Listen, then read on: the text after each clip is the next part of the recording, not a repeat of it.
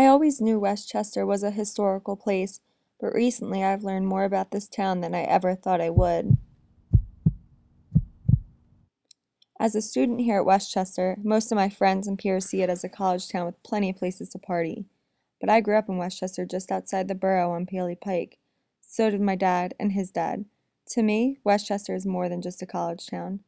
The house my parents own now used to be my grandparents' house. When my parents started growing their family, they needed a larger place, and my grandparents were looking to downsize. It only made sense for us to buy their house and for them to move into our old condo. We've lived in our house for over 10 years now, but a few years ago, some weird things started happening, especially to my younger brother Thomas. Late at night, sometimes he'll feel hands running through his hair while walking up the stairs.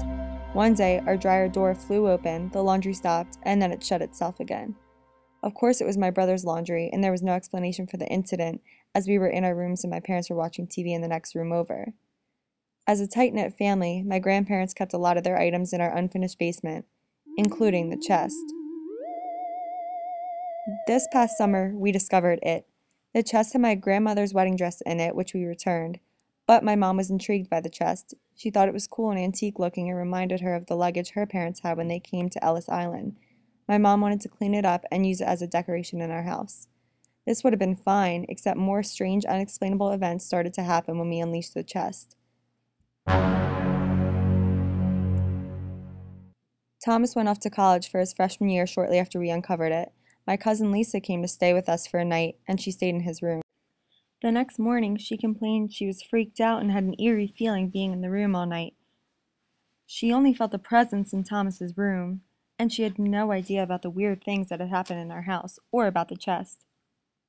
My father became fascinated by it. He feels there's a spirit in the chest, as does the rest of my family. The chest is marked with a name, First Lieutenant George H. Gray, and several stamps.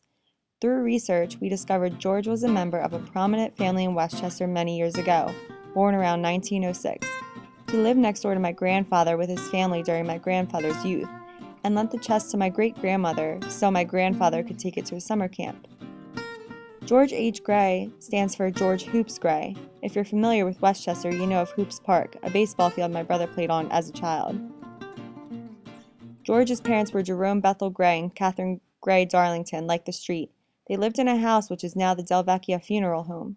It was built for the Grays in 1881 and was a massive estate with a roller coaster inside. Ironically, my brother used to date a Delvecchia, whose family now owns the house.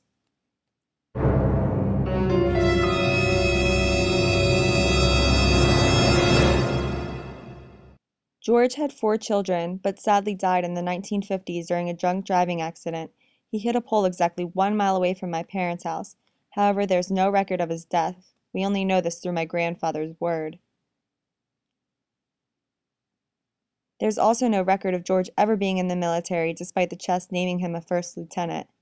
My dad has done such extensive research because of all the strange occurrences happening in our house.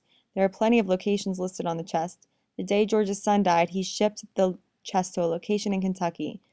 Unfortunately, that address is now a location of a taco cabana, which doesn't give us much information. The winter of 2011 was the most haunting for us. One night when my brother was home for break, it was 4 a.m. and he was heading up to bed after a night of watching TV. He was walking out of the kitchen into the foyer to go upstairs when he heard 3 footsteps and a distinct creak in our wood flooring. He screamed hysterically, which woke my mom and I up immediately. I thought he got shot, and my mom thought the house was on fire. I was paralyzed with fear. The scream was one straight out of a horror movie, which is weird because my brother's very quiet. Then my parents went to Atlantic City for a weekend. My mom hopped in the shower while my dad was still asleep on their second day of the trip. When she got out of the shower and picked up her clothes in the hallway, a red 10 of Hearts playing card was underneath her clothes on the carpet. She woke my dad up immediately, thinking he played a joke, but he didn't. There's no explanation for how the card got there. They were the only 2 in the room all weekend and definitely would have noticed it before then. It was also a bicycle brand card, which casinos don't use. My dad thought it would be good luck, so he brought the card to the casino to gamble. For 2 hours, he lost and lost and lost. He got fed up and threw the card down on the ground. The very next spin, he won $300. There are plenty of unexplainable things that have happened to my family at our house, and we know it's George. It may sound crazy, but until you experience it, you won't understand. We don't know what to do with the chest, But for now, I sleep with the light on and my door slightly cracked.